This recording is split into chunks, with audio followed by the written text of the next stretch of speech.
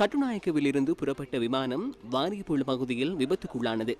வாரியப்புழ பகுதியில் உள்ள ஒரு தென்னந்தோப்பில் விமானம் விபத்துக்குள்ளாகி இருந்தது.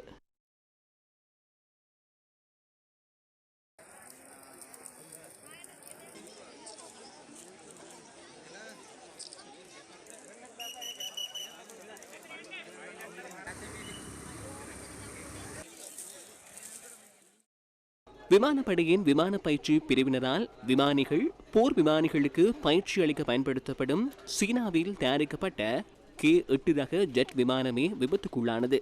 இதன்போது விமானத்தின் 2 விமானிகளும் பாராசூட் மூலம் பாதுகாப்பாக தரையிறங்கியுள்ளனர்.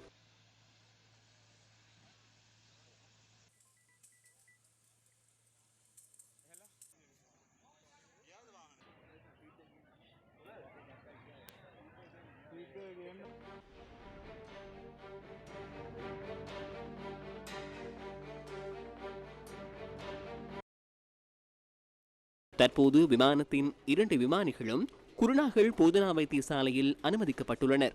விபத்துக்குள்ளான காரணம் இதுவரையில் கண்டறியப்படாத நிலையில் விசாரணைகளை முன்னெடுப்பதற்காக விமானப்படை தளபதியினால் 7 பேர் கொண்ட குழு ஒன்று நியமிக்கப்பட்டுள்ளது.